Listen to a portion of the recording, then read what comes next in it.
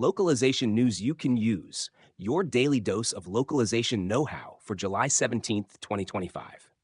Kicking off with industry consolidation, the Swedish language service provider DigitalTolk has acquired 24translate, a prominent German LSP. This move marks DigitalTolk's first international acquisition and is part of a stated strategy to expand its footprint across Europe through further acquisitions. The deal combines DigitalTalk's tech-driven platform for public sector interpreting with 24translate's expertise in specialized translation for corporate clients, creating a more diversified service offering. In market research, new insights have emerged on procurement trends.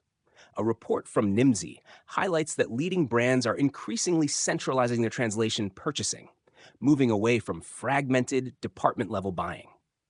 This centralized model is often managed by dedicated localization teams or procurement specialists who focus on long-term partnerships and value over per-word cost. Complementing this, research from CSA Research underscores the return on investment of a mature localization strategy. Their findings indicate that companies with advanced global strategies report higher revenue growth and improved customer satisfaction, making a strong business case for executive-level support of localization initiatives. Turning to technology, several updates have been announced. The subtitling software SubtitleNext has released version 5.116, introducing a range of new features aimed at improving efficiency for media localizers. Enhancements include expanded format support and workflow integrations. In the realm of artificial intelligence, Microsoft has unveiled a new cross-lingual voice conversion feature for Azure AI Speech. This technology allows for the creation of a synthetic voice that can speak multiple languages, even those not in the original training data, a significant development for applications like video game and film dubbing. Speaking of AI, the MT Summit 2025 has highlighted a curated list of impactful papers, with research focusing heavily on custom adaptive MT, quality estimation, and the integration of large language models into traditional machine translation workflows.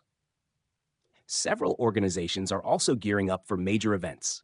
Phrase has announced its participation in the AI4 conference in Las Vegas, where it will showcase how AI is being integrated into its localization platform to automate workflows and enhance translation quality. The Unicode Consortium is preparing for its internationalization and Unicode technology workshop in 2025, which will focus on global software development and digital text standards.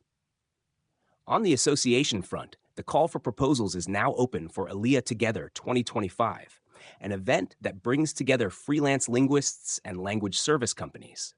And registration is active for the Gala 2025 conference, which is set to take place in Valencia, Spain, focusing on the theme of connecting and thriving in the language industry. In global market developments, several governments are leveraging multilingual communication. The Principality of Monaco has launched a new multilingual travel platform to better serve international visitors and bolster its tourism sector. Similarly, Kazakhstan is continuing its push to support the tourism industry through enhanced multilingual content and services across its hospitality and travel infrastructure. For businesses looking to expand, Samsung has launched an initiative providing multilingual video resources for small and medium-sized enterprises, aiming to help them navigate international markets. However, challenges remain. A recent study of U.S. executives reveals that significant language and cultural barriers are still a major impediment to successful international business operations, with many leaders acknowledging a deficit in their team's global readiness. In the public sector, the state of Nevada has announced its court interpreter certification exam for 2025, highlighting the ongoing need for qualified professionals to ensure language access in legal settings. Finally, for those refining their localization processes, a number of best practices have been shared. Experts from All Correct Games detailed how game localization differs from other translation types, emphasizing the need for creativity, cultural adaptation, and technical considerations unique to interactive entertainment. An analysis from Localize points out 8 common software localization issues that can harm business outcomes, such as hard-coded text and improper date-time formatting, offering solutions to avoid them. And for companies targeting the Swiss market, A case study from Localization illustrates that going live in Switzerland requires localization from day one to effectively reach the country's diverse linguistic communities. Thank you for listening to this episode of Localization News You Can Use, your daily dose of localization know-how.